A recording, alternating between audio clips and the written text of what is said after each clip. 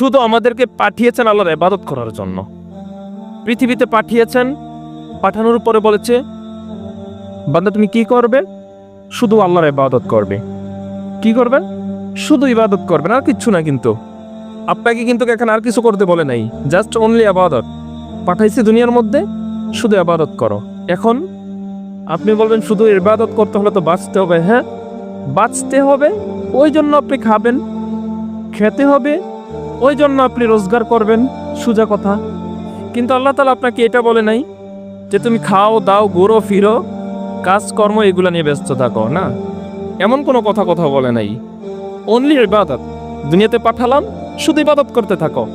এখন আপনি ইবাদত করবেন, আপনি আল্লাহকে জিজ্ঞাসা করলেন আল্লাহ ইবাদত করতে হলে তো আমি বাঁচতে হবে।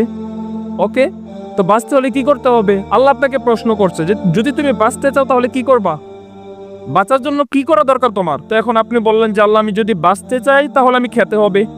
ওকে, তাহলে খাও। খাওয়ার জন্য কি করতে হবে? কাজ করতে হবে, পরিশ্রম করতে হবে। ওকে, করো, সমস্যা নেই।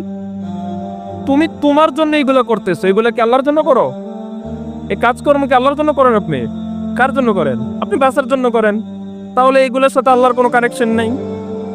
আল্লাহ তাআলা পাঠিয়েছেন, আল্লাহর ক্রেডিট কি? আল্লাহ তাআলার ইবাদত করেন, উদ্দেশ্য তো এটা, একটা ক্রেডিট তো আছে। মনে করেন আমি আপনার কাছে কাজ করি, আপনি আমার মালিক, আপনি আমাকে কেন কাজে রাখবেন? আপনার প্রয়োজনে তো আপনি আমাকে কাজে রাখবেন নাকি? আপনি তো আমাকে এইভাবে মাস শেষে টাকা দিবেন না, একটা কাজের বিনিময়ে আপনি আমাকে টাকা দিবেন, ঠিক না? যদি আপনি আমাকে মাস শেষে শুধু শুধু টাকা দেন, মনে করেন আমি খাচ্ছি ঘুমাচ্ছি আর কিছু করতেছি না, এটাকে কি বলে? শান্তির উপরে শান্তি।